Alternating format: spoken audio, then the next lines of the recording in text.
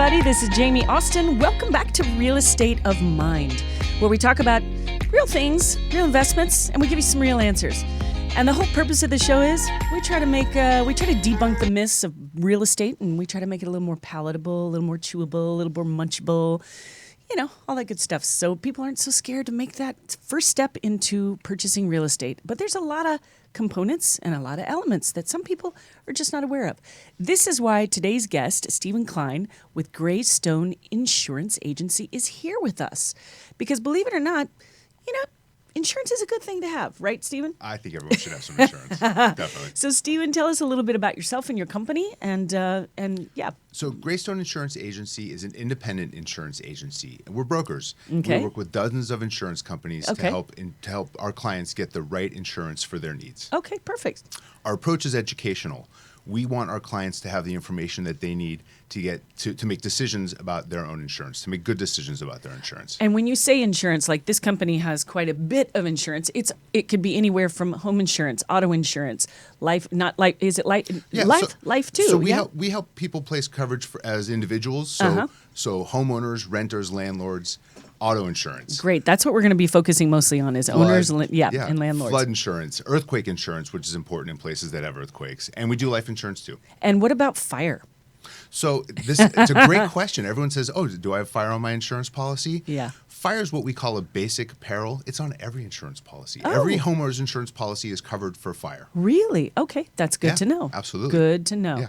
All right. So we're going to kind of jump right in and start asking, Steven some questions, because I know like some people maybe think, oh, insurance maybe not that exciting. It's not as fun as shopping for a pair of, Christian Louboutin shoes. However, it is an absolute necessity. And so it's something that I recommend for all my clients. And it's one of those things that even before we close escrow, we have to have a home insurance policy in place, right? Well, if you're financing the home, the bank's going to require it. That's right. And so tell us a little bit about that. So how do you go about, like, is it predicated on price of the property or like features of the insurance? So tell me, educate us. What I think is really interesting is that there are 4 primary rating factors for a homeowner's insurance policy. Okay. And it's not dissimilar from when you're getting a mortgage. Okay. The insurance companies rate it based on occupancy. Okay. So the least expensive homeowner's insurance policy would be an owner-occupied single-family dwelling. Makes right? sense. Absolutely. And then a step up from there would be a home that you're renting out to a long-term tenant. Okay. Then short-term tenant, like an Airbnb or a that's VRBO, been a new something like that. That's been a new influx, hasn't it? Because of course, like if you're renting out your home, like on an Airbnb or something, somebody falls down. There's got to be some sort of policy in place so that, people don't get really sue happy and start going crazy. Right. This is why you protect yourself. Right. And not every insurance company has an appetite for that type of risk. So it's important to make sure that your insurance company knows how you're using your property and make sure that you're insuring it properly, because you don't want to have a gap in coverage. Because if you don't have the policy rated properly and you have a problem like a liability problem, the insurance company might say, well, we didn't know you were using your house like that. Right. We didn't know it was also a vacation rental, like at the beach. We thought you were living there full time. And then the highest rating factor would be a vacant home. Okay. So if you're purchasing a home that you plan to renovate for a couple of months, you want to make sure that your homeowner's policy is rated for that and not for owner occupancy. And that is something that's really valuable, because I don't think a lot of people know that you can insure a home while it's being built. You have workers, you have tons of people going in and out of the property all day long, every day. There has to be something in place to protect the people that are buying it.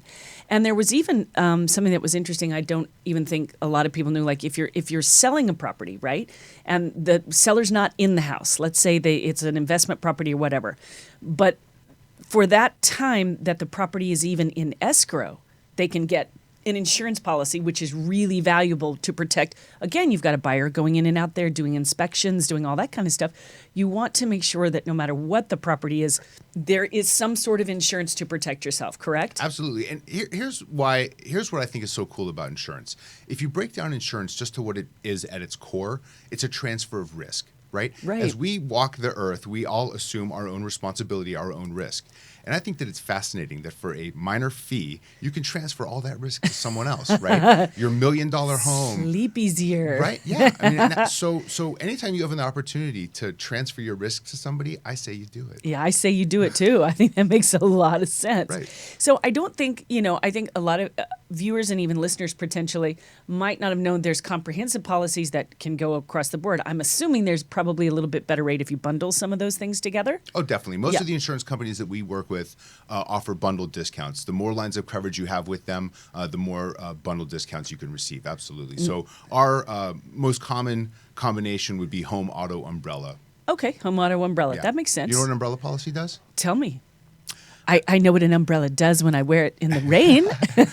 It's funny. Everyone says, doesn't my umbrella cover that? But not a lot of people know what it actually is. Yes, no, please tell us. It's really simple. Think of an umbrella policy as excess liability. Okay. So you have liability coverage limits on your homeowner's policy. You have liability coverage limits on your auto policy, maybe on your landlord policy if you've got multiple landlords, if you have multiple homes that you own. Right. Think of an umbrella. It covers all of it. So if you have a $1 million umbrella, then the liability limits on all those other policies are now extended by $1 million. Wow. If you are in a claim situation where those limits, where the judgment or the payout exceeds those limits, then the umbrella kicks in for the difference up to that amount. So the umbrella policy, is that in addition to like the insurance policy? So if you're getting an umbrella policy, it's a little bit of an addition. It's a separate policy. But it actually protects the overall arc of all the insurance lines that you've got going on. And generally speaking, they're really inexpensive. I think everyone should have one. Yeah, that makes a lot of sense.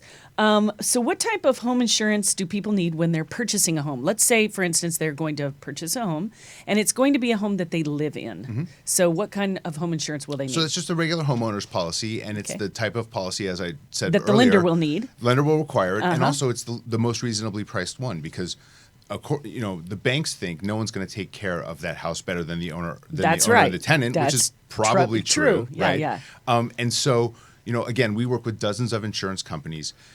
I could send the same home to 5 different insurance companies and get 5 different premiums, all for the same risk, all for the same policy, right? Wow. The reason that is because each insurance company has an appetite for what they want to insure. And interesting. So I'll send one home to maybe 8 different insurance companies.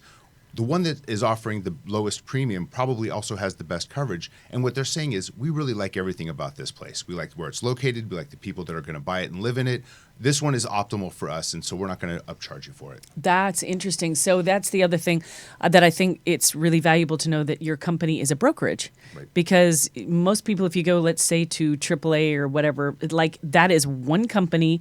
You're going to get their standards, their rules, what they're going to cover, and what their premiums are, whereas your company will shop it and get the best rate for the buyer. So potentially in this situation, I think working with an insurance brokerage is way better because it takes the pain of you having to go online and do all of that yourself. Yeah. Checking that all out. Absolutely, yeah. That's great. The broker, my clients, I work for my clients. They're my clients. They're also clients of the insurance agency. Right. But I'm they're responsible. I'm responsible to them, right? Right. And so I'm always going to do everything in my best, everything that I can do best to make sure that they've got the right coverage, that they're paying the best, lowest rate if possible. Mm-hmm. And then on the claims side, I'm their advocate, right? That's good to know. Yeah, so claims are handled by the insurance company, right? But if there's something that's going wrong with the claim situation or something's not handled properly, that's when I get involved and I really advocate for my clients. Right. So, like for instance, when I close a deal and there's a homeowner,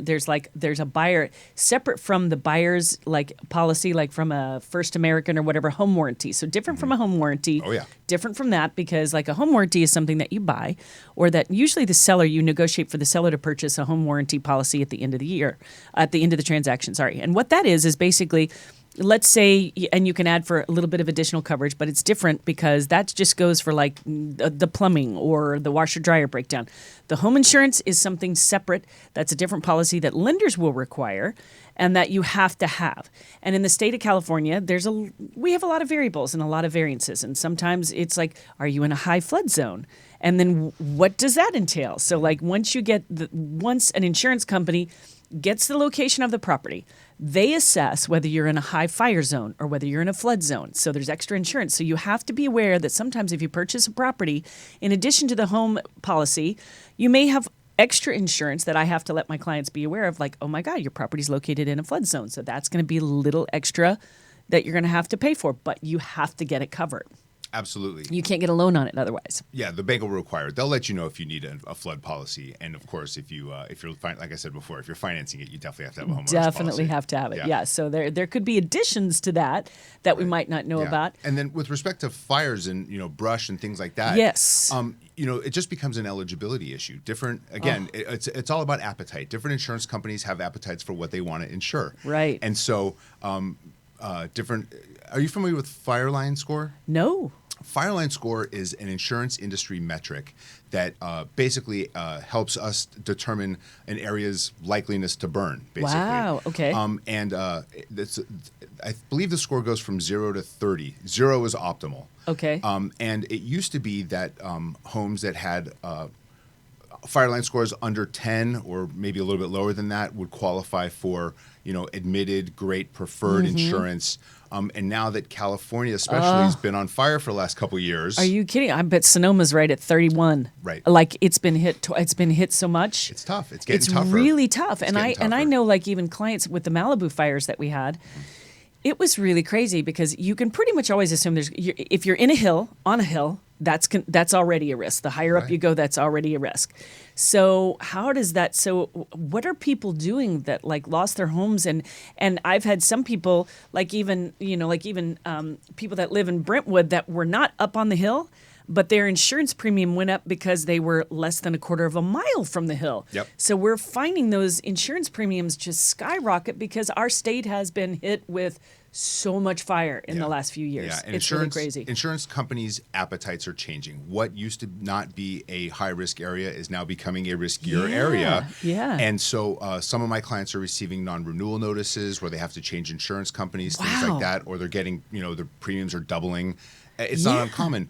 Fortunately, we've got the tools as brokers. We've got the tools to make sure that everyone's got insurance. Yeah, I started to say because if you get a non-renewal, then you're left holding the basket. Insurance. You got to go find new insurance because you can't live without it. Yeah. Yeah. And then let's say, for instance, if your home, it's the worst case scenario, but if your home does catch on fire and you have a fire insurance policy, does that cover the replacement of the home, or does it just cover up to a certain amount, or does it depend on the policy? So it's the policy of my agency to insure every home to value, right? Wow. Every okay. insurance company has what we call a replacement cost estimator. Right. It's what they think it would cost to replace a home.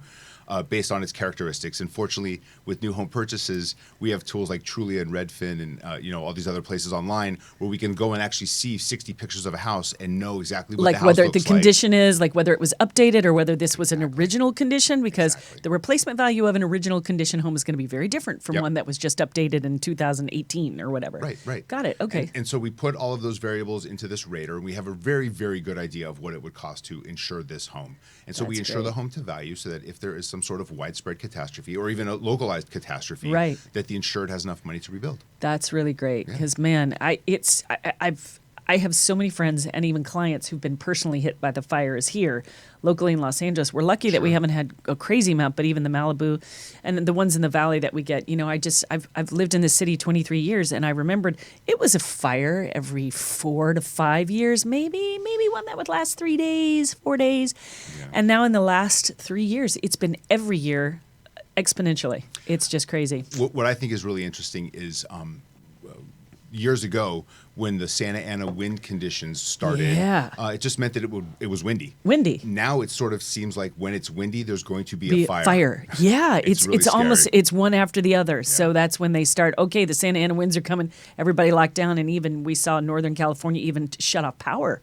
While the Santa Ana winds were going. And here's something that's really interesting: is that when there is a widespread catastrophe like a wildfire that breaks out, the insurance companies are going to put a moratorium on new business. Wow. Yeah, and so which is really tricky when you're working with new home purchases and someone needs a policy to close escrow. What do? You either wait. Do you dance? Da da da da da da da. We'll get a policy. Hang on. Hang tight. Yeah, sometimes yes, sometimes no. Sometimes escrow has to be delayed because you just can't write new business. Wow. Different insurance companies have different metrics for how wide they cast a net for how far from the burn zone they won't write business. Wow. So what I've been telling the realtors that I work with is now more than ever, I think it's really important to get coverage in place as quickly as possible.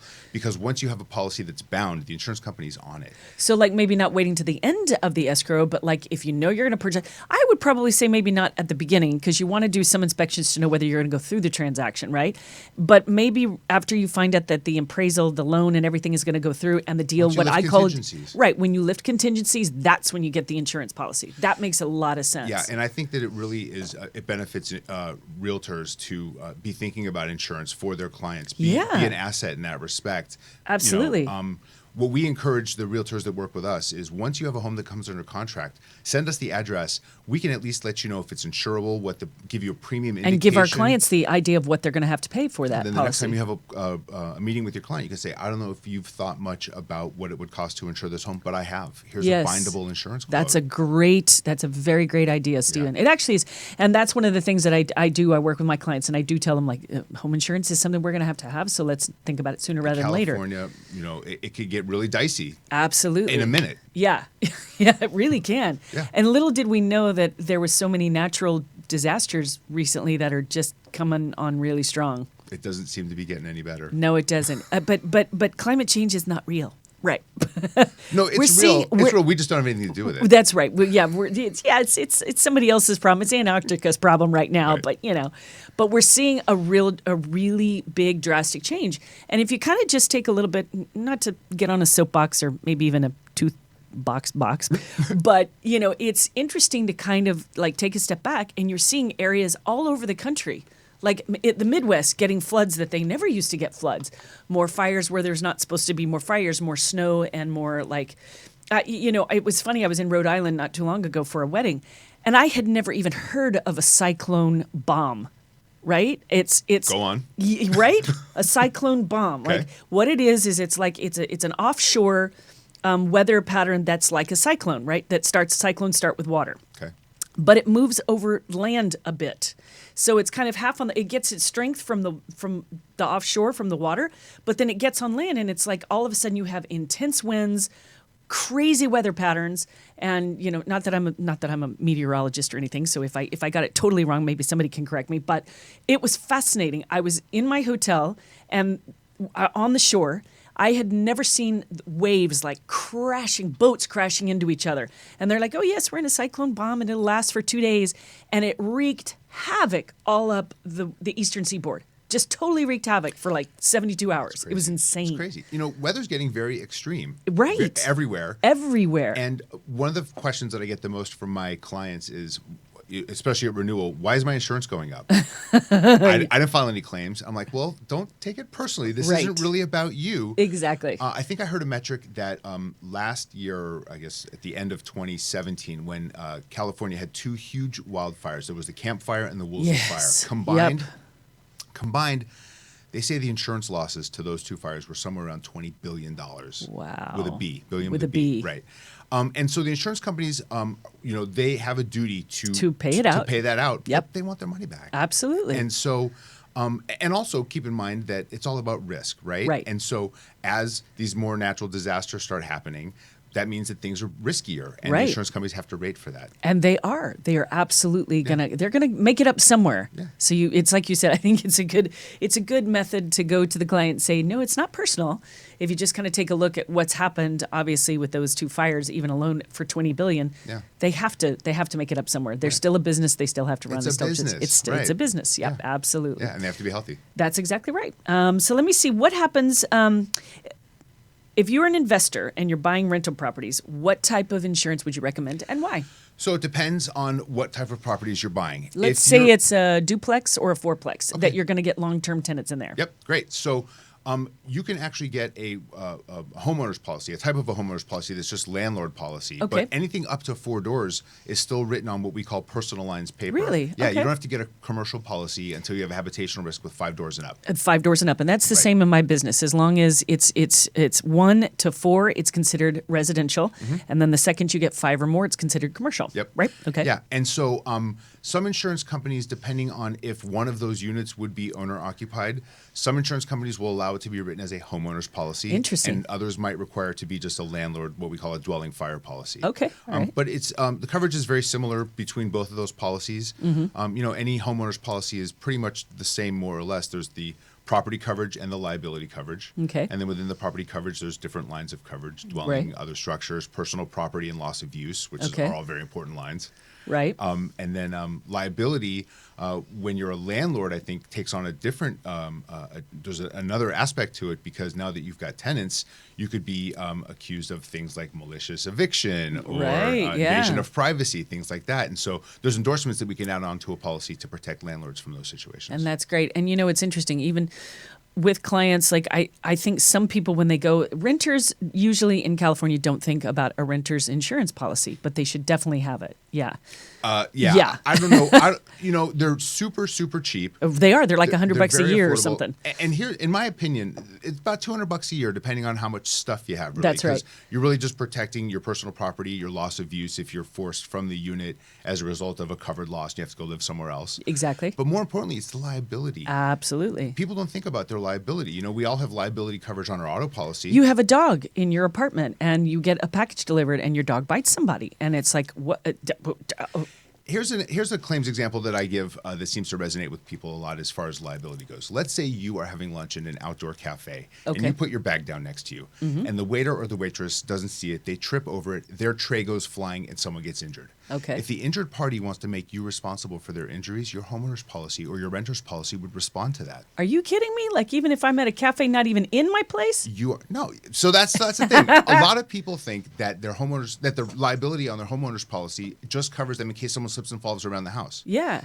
That's a part of it, right? But that's not it. It's your liability anywhere that you are in the U.S. and Canada and even Puerto Rico. Wow. Yeah. I just learned something. It's so good. I love learning stuff. Right. And it's a transfer of risk, right? Right. And so in my opinion, that $200 renter's policy, that's worth the liability coverage alone. And then they just throw in the property and the loss of use stuff too. Absolutely. And it's kind of crazy. I lived in an apartment complex that was right on the ocean, and we loved it. And it was totally gutted and redid and remodeled, and it was absolutely gorgeous.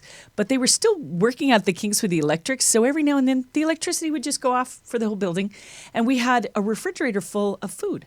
And most people didn't even know that they could make a claim for the loss of the food for spoilage, which is really there's so many lines of coverage that you don't even think about. A homeowner's insurance policy is very robust. It covers a lot, and I try as much as I can to explain every line of coverage to my client. The compliment that I get the most that I really am proud of is that people say, "Wow, no one ever took the time to explain this to me." And it's like, I bet that's true. How can you not know what you're buying? You spend so much money on insurance. Right. Like, why don't you want to know this? I would want to know. Believe me, I'd say, like, I take it. And do you have clients come to your office and you explain things, like they come in and you're like, this is what we've got. This is exactly what it covers, and takes a little bit of time, but that's the way to do it. Yeah, I mean, we have clients all over the state, and we're licensed in 8 states, so we have clients all over. But those that are local love coming in to chat. Absolutely. That's awesome. Yeah. So it is again, it's kind of a theme, but white glove service for clients. I mean, that's exactly what I do. It's like I take the time to explain.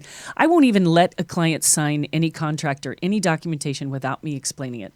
First of all, that's my broker hat. I was a broker of my office for 6 years. Right. So believe me, I made sure my agents know, because today's world is so fast and it's so electronically forward that now we're having everybody just sign everything electronically, right? Yeah. But there's a liability in that, because you can't have a client sign a document without taking the time to explain it, or that's a liability that could come back on you. Sure. So take the time, explain it, explain what they're signing, explain what they're getting, explain what they're paying for. And then you got a client that's not only informed, but you got a happy client that's going to keep coming back. A client for life. A client for life. Absolutely. That's pretty much what mine are. I love it. The clients for life, because, they keep coming back. You've provided them a level of service that most people don't take the time. And they refer their friends and their family and their colleagues. Yeah, exactly. Absolutely. That's exactly how it works. Everyone's happy. Yep. All right. So now then, what happens if there's no insurance on a property and someone slips and falls? Where is the burden placed at that point? So the individual has the responsibility, right? So the individual. So I've fallen on your place. I don't have. I'm an owner of like a 4-unit building. I'm not there, but somebody, let's say a worker comes in, they've fallen off their ladder. Mm-hmm. I was like, whoops, well, I was just going to let my insurance policy lapse and then maybe renew it next year or whatever. Right. So there's no insurance on there. So then that person from that company, regardless of whether their company might have insurance to cover them. Right, sure. But let's just say it's an individual that is a Right. small mom and pop and they don't have an insurance policy. So then they can sue me, the landlord, right? Right. I'm not there, and then it's like, okay, well then it's your responsibility. Yeah, and what I tell my clients is, look, when there's some sort of claims situation, you have a choice. You can say, I'm sorry that happened to you. Here's how you contact my attorney. Or I'm sorry that happened to you. Here's how you contact my insurance company. Right? When you have an insurance policy, it's like you have a team of attorneys that have a duty to defend you from any claim. That's awesome. Yeah. It's That's cheap. like it's cheap. It's so cheap, and the cost of life and living, and anything can happen, right? Yeah. And as soon as they contact your attorney, the meter starts. And then Right. it goes up. Right. Yep. It's like, okay, well, let's just, I love this. Let's just rack it up. Yep. And then you're paying triple what you could be paying for so cheap per year. Right. And then you're already outpriced immediately, probably within like 2 hours of your attorney fees. Insurance is cheap. Yeah. Everyone should have it. I think that's the theme I'm getting from you, Steven, is insurance is cheap. Everybody should have it. It's cheaper than having to pay a claim. Absolutely. Yourself. Yeah, exactly. and if there were a deductible, even that would be cheaper, but absolutely not having anything in place is just probably not good business sense. It's risky. Either. It's risky. Yeah. Transferring the liability. I love that. So how do you find out, and I'm asking some of these questions rhetorically because I know what resources I have as a realtor to know, but how do you find out if your home is in a high flood zone or a high fire zone, and how does that affect the homeowner's insurance policy? So when we get when a potential client contacts us, we do an intake. We get a bunch of information from them, and then Right. we do everything that we can do to assess the risk. Okay. And so if it's in a flood zone, we're going to know. If Right. it's, I mean, we have all these metrics. Property, like that's public records. It'll let you know whether it's in a flood zone or whatever. And also the places that we purchase flood insurance from, they have raters that tell you, yeah, this is in a flood zone. It's not in a flood zone. Right. Okay. If something is in high brush, the insurance company's going to tell us that in a second. Right. For sure. You know that. Yeah. And then that helps guide us towards which insurance companies we want to put that towards because, not every insurance company is going to do a fire line score 9. Right. So you could call the next company and it could be a 7 or an 11. Well, my job as a broker is to know where to place this stuff, Yeah, right? So yeah, I know yeah. which insurance companies want which stuff. Wow, that's very cool. Yeah. So then you can make sure that you can pick and choose what's going to be the best for the Absolutely. client, Of so that course. they're not paying the upcharge for that. No, So no. if somebody's got a lower fire score, then that's going to be a better policy because they're willing to take on more risk, and it's a better score. Yeah. So a fire line score really speaks more about eligibility than anything.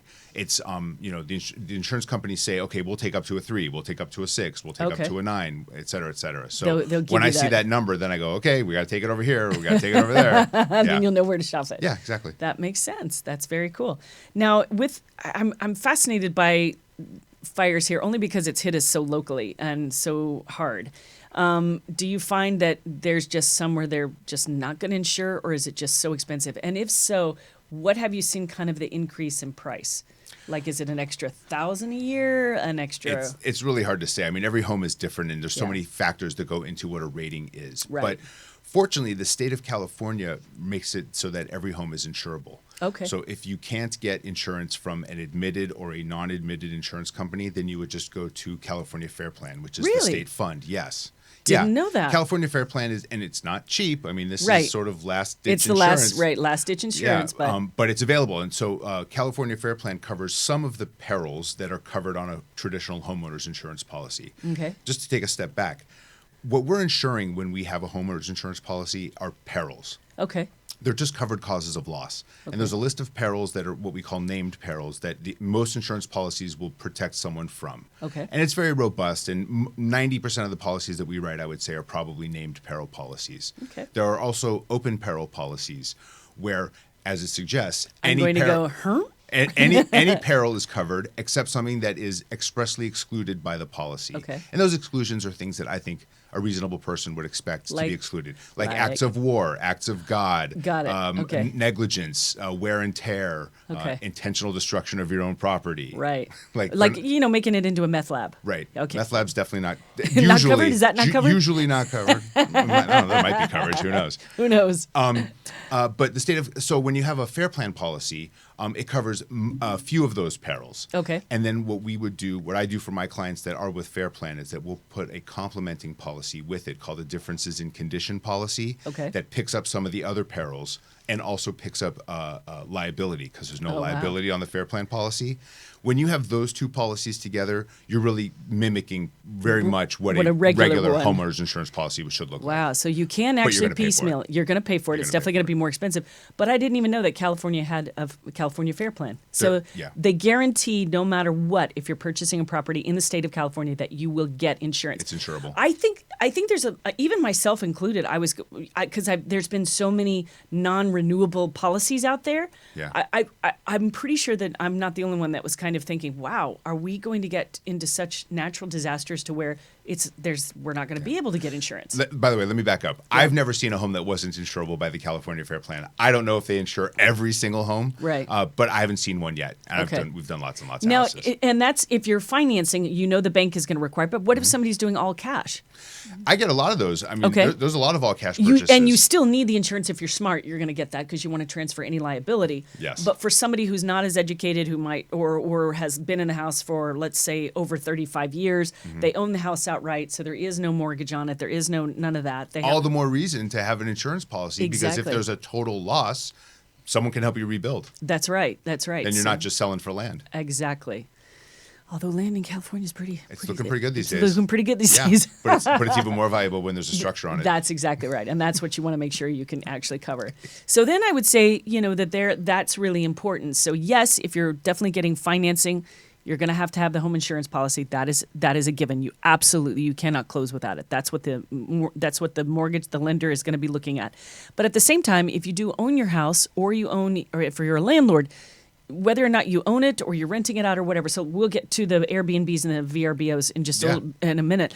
But those things are insurance. So if you're not even on the property, you're going to need to have insurance if you're a landlord. That's very important. That's critical, crucial, important. And then, of course, with a brokerage, they can shop the insurance companies and get the best rate for you. So now then, regarding Airbnb and VRBOs, which are what they call vacation rentals.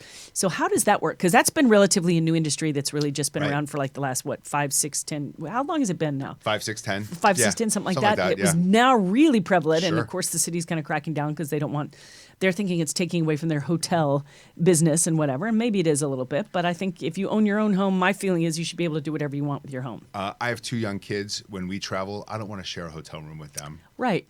It gets loud. It gets quiet. I got to go to bed early with them. We rent 2-bedroom apartments whenever we go out of town. That's awesome. I love it. And then, so how does it work with the insurance? Same thing. It's just like a policy that you buy if you know you're going to be doing short-term rentals in your place. It's just about having the right rating on your homeowners policy. Just make sure that your insurance company knows that that's how you're using the property, and make sure that they have an appetite for that. That's something that they want to do.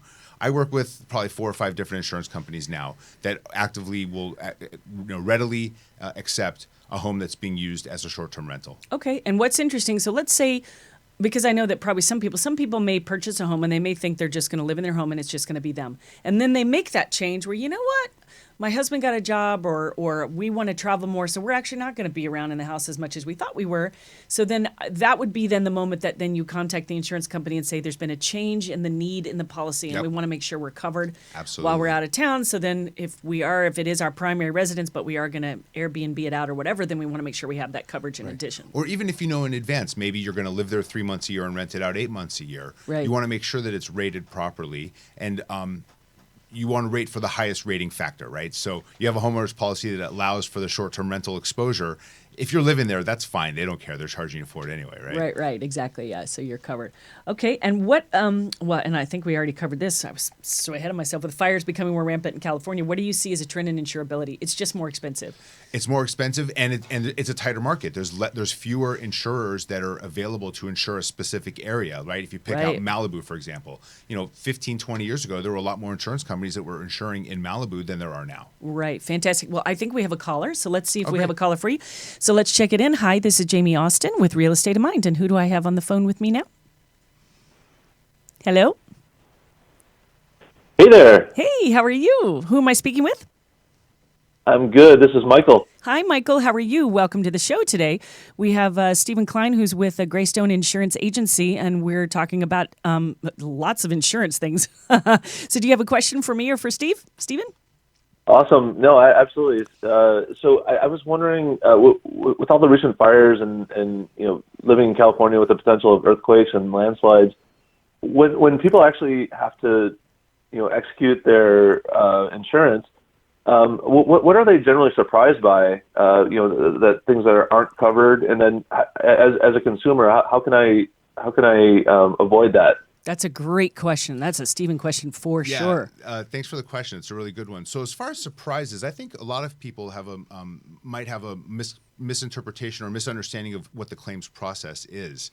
And it's, the claims process is different for every claim, and it's really based on demand. I'm sort of going towards a widespread catastrophe. Yeah. If there are thousands of people making claims all at the same time, it's going to be probably a slower process than if you just have one isolated incident. Like the Malibu fires. Right. Everybody was making those claims all at about the same time because it up happened. In Paradise, up absolutely. In Paradise, where there were thousands of structures that were destroyed. Yeah. There were a lot of claims going on. Yep.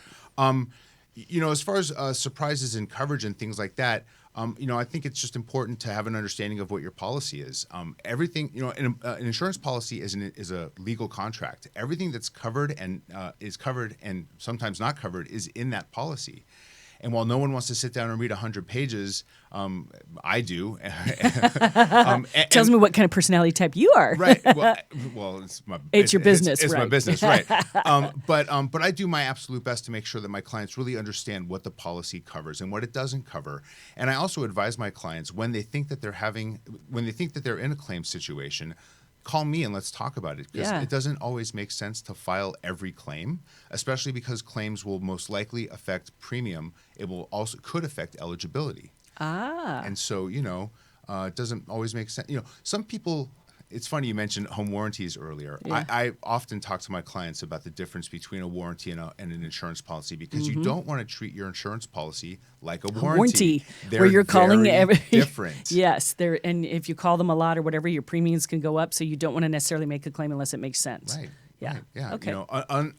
Unlike with investing, some insurance companies believe that past performance, how do they say it? Past performance is an indication of future performance. Something like that. And so if you have a tendency of filing claims, they might for the individual, they know. The insurance company might not want to insure someone who has a tendency of making claims. Especially little ones. It's like, the crying wolf. If you cry wolf too much, you're going to get a bear. Yep. Or something like that. Right. Does that answer your question, Michael? I absolutely really appreciate it. Very helpful. You bet. Thanks so much for calling. Really appreciate it. All right. Do we have another caller? Yes. Okay, great. No. Okay. All right. So that was a really great question. And I think the other thing I want to say too about that is, listen, if you have an insurance agent that doesn't take the time to explain it, those are the ones I would run from, because you should not have crazy surprises about that as far as that goes. And I think we have another caller. So let's, hi, this is Jamie Austin with Real Estate of Mind. So who do I have on the phone today? Oh, hi. This is Gina. Hi, how are you? Is it Gina or Dina? Gina. Gina. Welcome, Gina. Thank you for calling in today. So what can we answer questions about home policies, insurance, and the like? Oh, okay. So I have a rental property, and I just wanted to know, really, it's probably a really simple question, but what rental insurance will cover me? That's a great question. So you don't live in it. It's a rental property. The first thing he'll ask is how many units are in this rental property? Under 4 or over 4? Oh, I see. It's under 4, right? Yeah. Okay, excellent. And then I'll let Steven take it from here. Hi, thanks for the call. Thank you. Yeah, so it's a homeowners policy. It's a landlord. We would call it a landlord policy or a dwelling fire policy. Anything from 1 to 4 doors would cover that.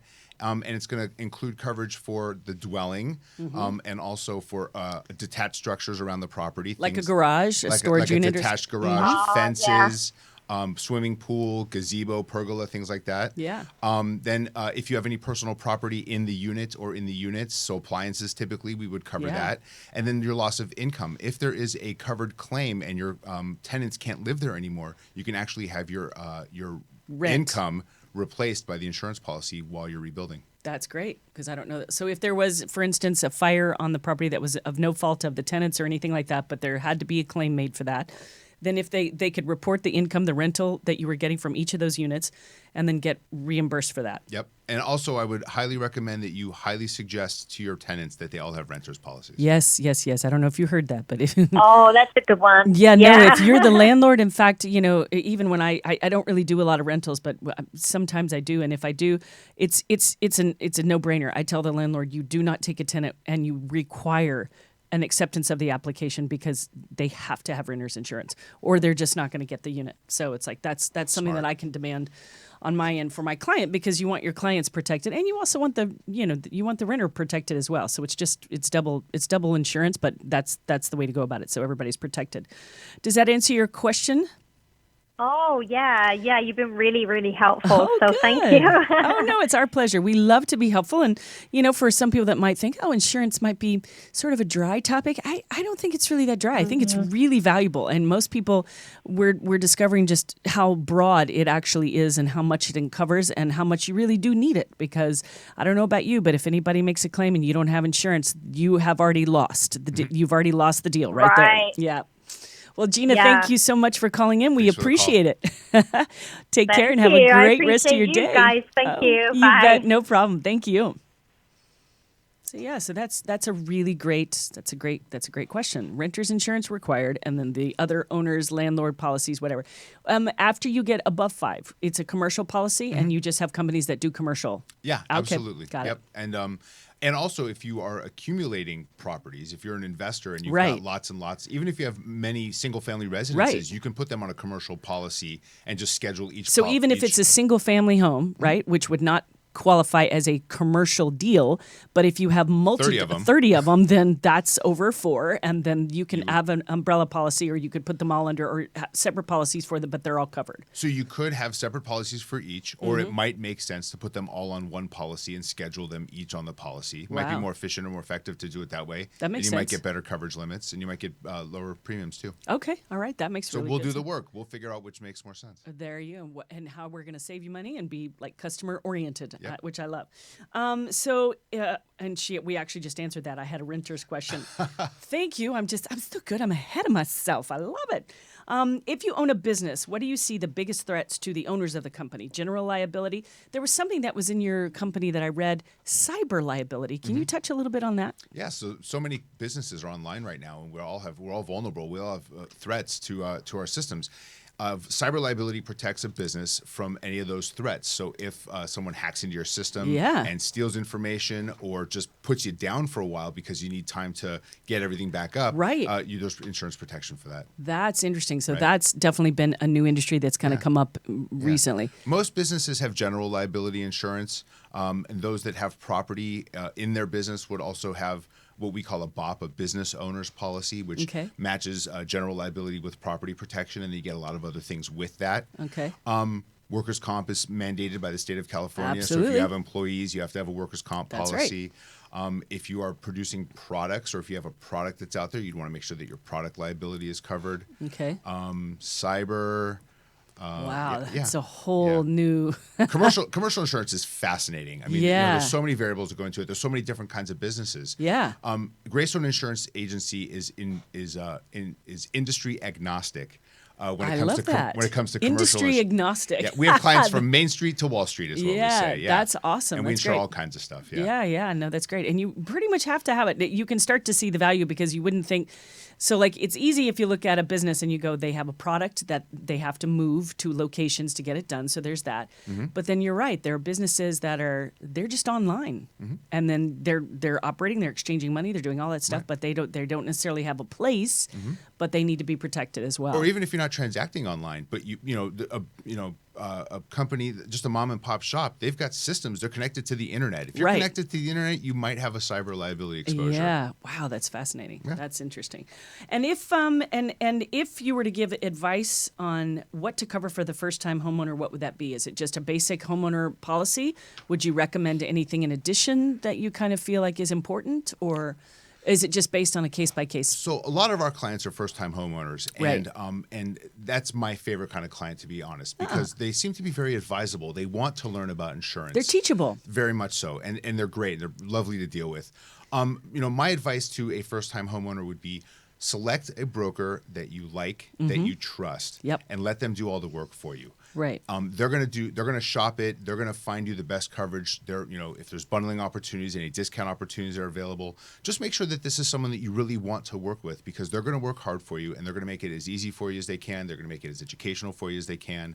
And it should be a really pleasant experience. And a lot of people don't like talking about insurance or don't want to talk about insurance. No, it's very true. And so we don't handle it that way.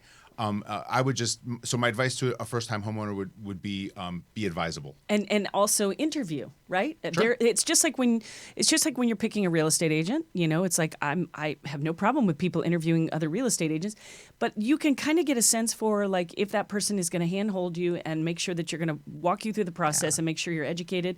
And then because once you get the insurance policy, I think some people have in mind that they think it's just going to go away as is the advisor. And you're here to say not necessarily. I'm here. You can always call me, even if I don't hear from you for 9 months, but then you may have that call, and then they're okay to reach back out to you. And we contact them at renewal because we want to make sure that there haven't been any changes to their risk profile. We want to see, if they've got a new driver in the house or if they've got a new pet or things like that. We want to check in with them. We want relationships with our clients. That's great. So I really feel like today's show was so fantastic. It's so informative, really. There were so many things. That's why I picked Steven, because I knew he was going to make insurance interesting and fun. So if people wanted to get in touch with you, how could they do that? So online, we're at www.greystone with an E, Grey Stone Insured with a D on the end.com. Okay. And you can call us toll free at 888-705-5181. Fantastic. Thank you so much, Steven. Thanks for having me. I really appreciate it was excellent. And as you guys know, I'm always here for you. This is what Real Estate of Mind is all about. It's a podcast here for you that I try to bring you some, biteable information that you can take away. And if you just walk away with one nugget every time, I've done my job. And how you could reach me is jamie@thecityofangels.com. And we're also on Instagram at mycityofangels. That's how you can find us. So check us out there. Check us on Facebook. Watch these podcasts. The UB & Go network is awesome. And we just love partnering with everybody. And hopefully, we'll just keep bringing it to you. Thanks again. Jamie Austin with Real Estate of Mind. See you next time.